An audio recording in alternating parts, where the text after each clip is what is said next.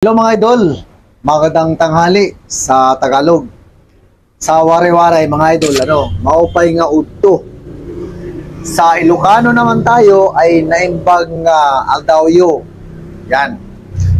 Gusto ko lang malaman nyo, ang hinahanap ko sa isang babae mga idol babae, dito lalaki siyam na katangian lang hinahanap ko sa babae. Unang-una, ang hinahanap ko sa babae ay dapat matangkad. Dapat mayroon siyang height na mataas, mga 6-footer. Ganyan, gusto ko yun. Para mayroon akong bodyguard. Yan. Pangalawa mga idol, dapat mahaba ang buhok. Yan, mahabang buhok yun. Trip ko lang yung mahaba ng buhok. Gusto ko talaga yung mahaba ng buhok sa babae. Pangatlo mga idol, gusto ko pangit ang mukha. Bakit kamo? Para ako lang yung nagmamay-ari.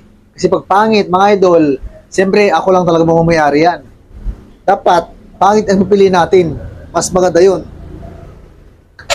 Pangapat, mga idol, dapat masama ang ugali. Dapat yung lumalaban. Yan. Para pag mayroon tayong kaaway, siya yung lumalaban. Kasi masama ang ugali. Yan. Ano ba? Dapat, mga idol, ay walang ngipin.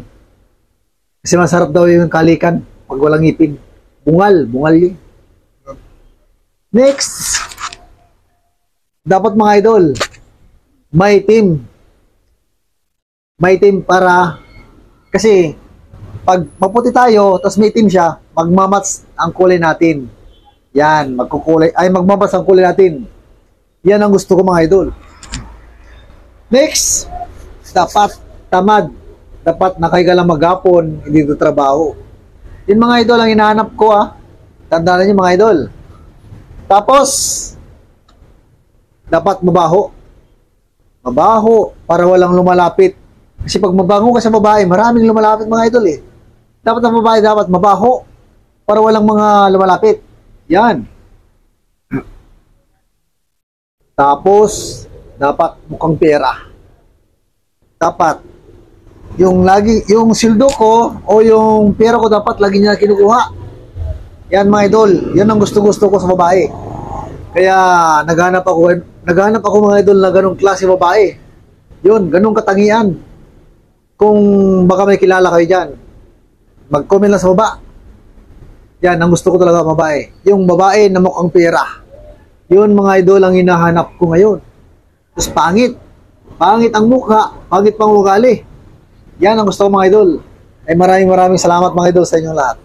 Mula sa akin at maupay nga udto at magandang tanghali at naimbag nga aldaw ayo amin. Bye-bye.